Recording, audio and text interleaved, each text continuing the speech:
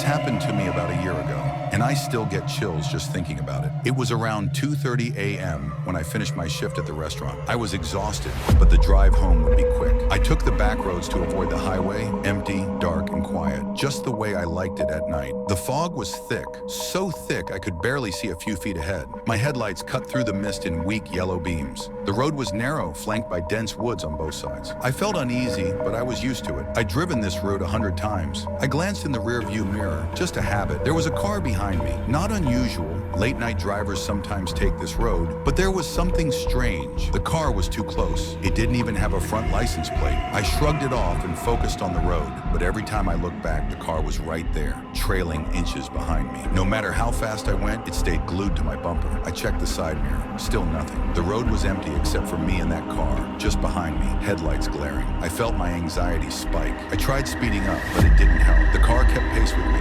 I checked again, and this time I swear I saw something. No one was in the driver's seat. I looked away quickly, heart hammering. What the hell? I floored it, pushing my car to its limit. The sedan stayed right there, as if mocking my every move. I checked the mirror again, and this time the headlights were blinding. I couldn't see anything else. The road ahead was a blur. Panic hit me like a wave. I had to stop. I couldn't breathe. My hands were shaking as I pulled over to the side of the road. I threw the car in park and sat there for a second, staring ahead into the fog. The car behind me didn't pass. I didn't hear the engine slow or rev, just an eerie silence. I took a deep breath and turned to look back in my mirror, half expecting to see the sedan still right behind me. But there was nothing. The road was empty. No car, not even the faintest sign of headlights in the distance. I felt a wave of relief, but it was short-lived. Something wasn't right. My heart was still pounding, my mind racing. How had that car just disappeared like that? I started driving again, slowly, trying to shake off the feeling of being watched. The fog was even thicker now. I kept glancing at the rearview mirror, expecting to see the sedan again, but it wasn't there. For a while, I convinced myself it was just my nerves. Maybe I had imagined the whole thing. Then I heard it, knock, knock, on the driver's side window. I froze. My breath caught in my throat. I couldn't move. Slowly, I turned my head toward the sound.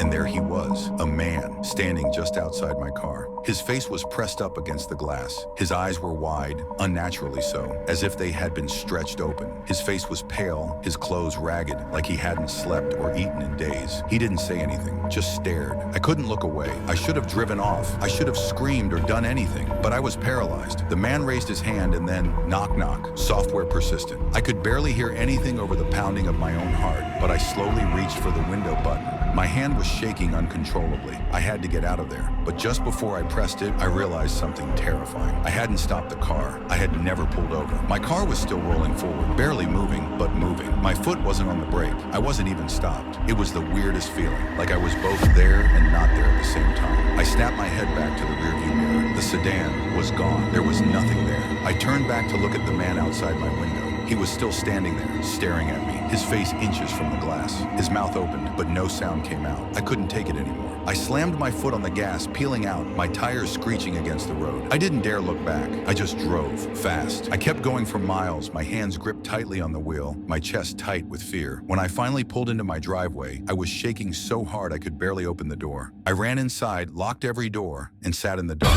trying to make sense of it all. I thought I'd be safe. I thought it was over. But that's when I noticed something chilling. My rearview mirror, it was cracked, just barely, but enough to catch the light. I stepped closer to get a better look, and that's when I saw it, the faint outline of a face in the mirror, the same hollow, pale eyes, the same expressionless stare. I blinked, rubbed my eyes, and looked again. The face was still there, but this time, it wasn't in the mirror. It was in the back seat, right behind me.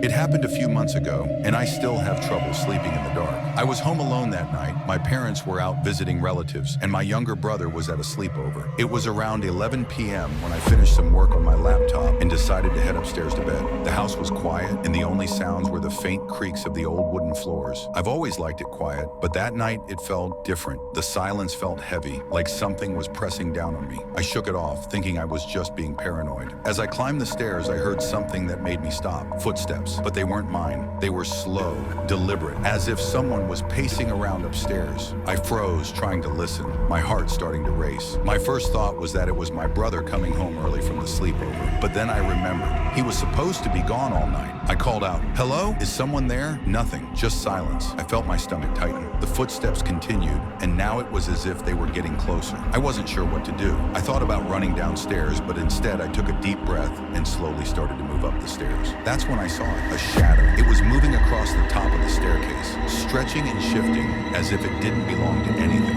It wasn't the shape of a person, just a dark, unnatural blotch of blackness, as though it was swallowing the light around it. I couldn't tear my eyes away. The shadow moved, jerky, almost inhuman, and it shifted toward the hallway. It stopped right outside my parents' bedroom. I stood frozen, my heart hammered in my chest. I wanted to scream, but my voice felt stuck in my throat. I tried calling again, "Mom? Dad?" But there was nothing, no sound. I knew something was wrong. That shadow shouldn't have been there. It didn't make sense. Before I could think, my legs moved on their own. I turned and ran down the stairs, bursting out the front door into the cold night air. I didn't stop running until I was a few houses down, out of breath, trying to make sense of what I'd seen. I don't know how long I stayed outside, maybe 10 minutes, maybe more. But eventually I told myself it was just my mind playing tricks on me. The house was old, creaky, of course it was just the wind. When I went back inside, everything felt off. The air was thick, heavy with something I couldn't name. I didn't want to go upstairs, but I felt like I had to. So reluctantly, I went up to check things out, half expecting to find nothing. But when I reached the top of the stairs, that same feeling of dread hit me again. The hallway was dark, and all the doors were slightly ajar. The air was cold, colder than it should have been. I walked down the hall toward my parents' bedroom, my feet almost dragging when I saw it again. The shadow. It was stretched across the far wall, darker than anything in the room, as if it was absorbing the light. It wasn't on the floor or the ceiling. It was only in the mirror across the hallway, standing in the reflection. My body went rigid. I knew it wasn't right. It didn't belong. The shadow didn't reflect reality. It was something else, something twisted. It moved closer in the mirror, following my every step, and it wasn't a shadow of me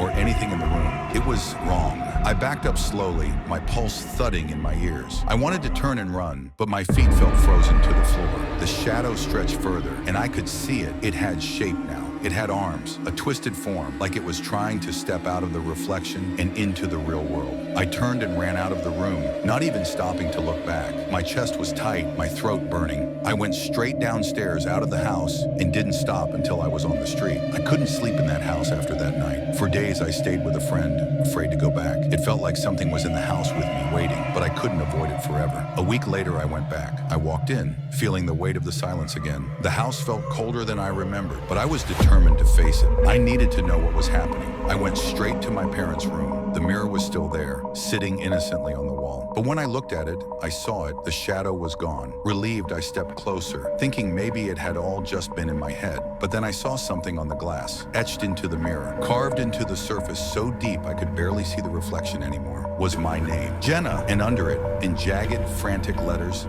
"I'm still here."